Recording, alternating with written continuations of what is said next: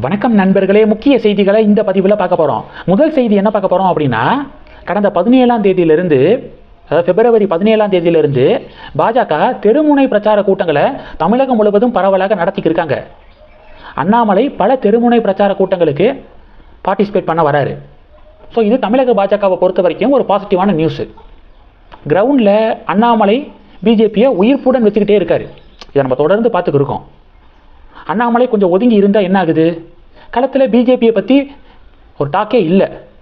நயினார் தலைமையிலான பிஜேபி ஒரு பேசுபொருளாகவே மாற மாட்டேது. அண்ணாமலையுடைய பார்ட்டிசிபேஷன் இருந்தால் மட்டும்தான் பிஜேபியை பற்றி 4 பேர் பேசுகிறாங்க. பொதுக்கூட்டத்தில் அண்ணாமலை வைக்கக்கூடிய திமுக கவர்மெண்ட்டுக்கு எதிரான அந்த விமர்சனங்கள் இருக்குது பார்த்தீங்களா, அது ஒரு பெரிய தொலைக்காட்சிகள்லேருந்து ஆரம்பித்து செய்தித்தாள்களில் ஒரு பெரிய டிபேட்டாக மாறுது. இப்போ கூட பார்த்தீங்கன்னா 5000 ரூபாய் உரிமை தொகையாக திமுக அரசாங்கம் வழங்கினாங்களே, அதுக்கு அண்ணாமலை ஒரு கணக்கு போட்டார். என்ன, 28 மாதத்துக்கு கொடுக்கல, 32 மாதத்துக்கு கொடுத்துருக்கீங்க, அப்போ 32,000. பொங்கல் பரிசாக 2 வருஷத்துக்கு 1000 கொடுத்தீங்க, இந்த வருஷம் 3000 கொடுத்தீங்க, அப்போ பொங்கல் பரிசாக 5000, 32,000 + 5000 37,000 ரூபா ஒரு ரேஷன் கார்டுக்கு தமிழக அரசாங்கம் கொடுத்துருக்கு. 5 வருஷத்துக்கு டோட்டலாக 1825 நாள். அப்போது 1825 நாளுக்கு 37,000 கொடுத்துருக்கீங்க. அப்போ ஒரு நாளைக்கு 20 ரூபா. அப்போ ஒரு நாளைக்கு ஒரு ரேஷன் கார்டுக்கு தமிழக அரசாங்கம் 20 ரூபா கொடுத்துட்டு ஒரு ரேஷன் கார்டை சொல்லி எவ்வளவு கடன் வாங்கியிருக்கு அப்படின்னு கணக்கு போட்டு காமிச்சார் அண்ணாமலை. கிட்டத்தட்ட 2,72,000 ரூபாய் ஒரு ரேஷன் கார்டு மீதும் கடன் கூடியிருக்கு. அப்போ அதை ஒரு நாளைக்கு நீங்கள் வகுத்து பார்த்தீங்கன்னா 150 ரூபா, கொடுத்தது 20 ரூபா, எங்களுடைய பேரை சொல்லி கடன் வாங்கினது 150 ரூபா. அப்போ பேலன்ஸ் இன்னும் 130 ரூபா கொடுக்கணும் அப்படின்னு அண்ணாமலை சமீபத்தில் பேசினது தான் ஒரு பெரிய பேசு பொருளாக மாறுனுச்சு. எல்லாருமே இந்த கணக்கு கரெக்டாக இருக்கே அப்படின்னு சொல்லிட்டு திமுக கவர்மெண்ட்டை பார்த்து கேள்வி கேட்க ஆரம்பித்தாங்க. அப்போது களத்தில் பிஜேபியை எப்படி களத்திலே வச்சுருக்கணும், எப்படி ஒரு பேசு பொருளாக மாற்றணும் அப்படிங்கிற ட்ரிக்கு எல்லாம் அண்ணாமலைக்கு தெரியுது. இப்போ இந்த தெருமுனை பிரச்சார கூட்டங்கள் டிஎன்பிஜேபியை பொறுத்த வரைக்கும் அது ஒரு பாசிட்டிவான அப்ரோச்சு. குக்கிராமங்களில் தெருமுனை பிரச்சார கூட்டங்கள் நடக்குது. அந்த குக்கிராமங்களில் அண்ணாமலை பார்ட்டிசிபேட் பண்ண போகிறாரு. அப்போது அர்பன் பகுதியில் பிஜேபி நல்ல ஸ்பீடாக வளருது, ரூரல் பகுதியில் கம்மியாக வளருது அப்படிங்கிற ஒரு டாக் இருக்குல்ல, இதை உடைக்க முடியும். ரூரல்லையும் பிஜேபியை வேகமாக வளர்க்க முடியும். ஸோ அதனால் அண்ணாமலை தலைமையிலான இந்த தெருமுனை பிரச்சார கூட்டங்களுக்கு மக்கள் மத்தியில் நல்ல வரவேற்பு வந்துக்கு இருக்குது. இது ஒன்று. ரெண்டாவது என்ன பார்க்க போகிறோம், ஏஐ இம்பேக்ட் சமிட்டில் யூத் காங்கிரஸ் 10 பேர் ஷர்ட்லெஸ் ப்ரொட்டஸ்ட் நடத்தினாங்களே, இதன் எதிரொலியாக இப்போ யூத் காங்கிரஸுடைய தலைவர் உதய் பானு சிப்பு கைது செய்யப்பட்டிருக்காரு. எல்லாருக்கும் தெரியும்.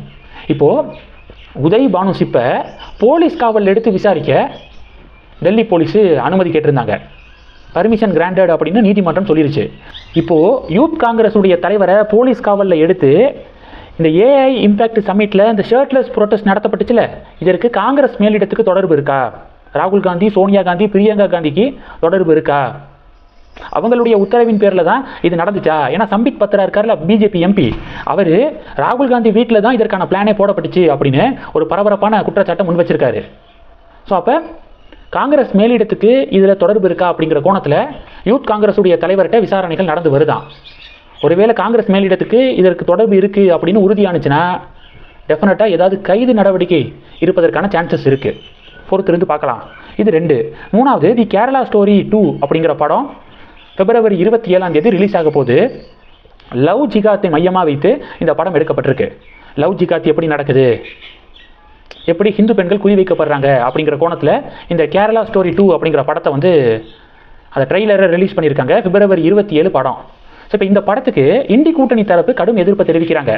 மத ரீதியான மோதலை தூண்டுற மாதிரி, இஸ்லாம் சமூகத்துக்கு எதிராக வேணும்னே காட்சிகளை திணிச்ச மாதிரி தெரியுது அப்படின்னு சொல்லிட்டு இந்தி கூட்டணி எதிர்ப்பு தெரிவிக்கிறாங்க.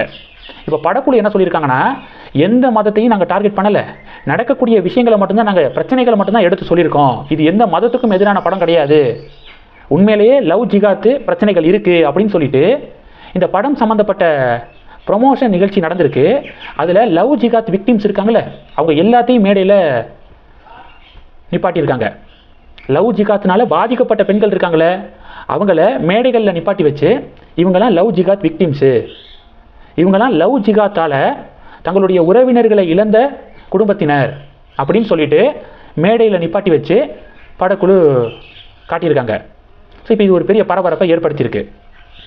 பினராயி விஜயன் என்ன சொல்கிறாருன்னா, தி கேரளா ஸ்டோரி அப்படிங்கிற அந்த பட தலைப்பை நீக்குங்க, இதெல்லாம் கேரளாவுடைய ஸ்டோரி கிடையாது அப்படின்னு சொல்லிட்டு பினராயி விஜயன் அறிக்கையை வெளியிட்டிருக்காரு. இந்த படத்தை ரிலீஸ் பண்ணக்கூடாது, சென்ட்ரல் கவர்மெண்ட் பேன் பண்ணணும் அப்படின்னு சொல்லிட்டோம் அறிக்கை வெளியிட்டிருக்காரு பினராயி விஜயன் அவர்கள். இது ஒரு பெரிய பரபரப்பை ஏற்படுத்தியிருக்கு. இந்த செய்திகளை பற்றி உங்களுடைய பார்வைகளை மறக்காமல் கமெண்ட் பண்ணுங்கள். தொடர்ந்து கனெக்டில் இருங்க. அடுத்தடுத்து நிறையா பதிவுகளை பார்க்க போகிறோம். நன்றி. ஜெய் ஹிந்த்.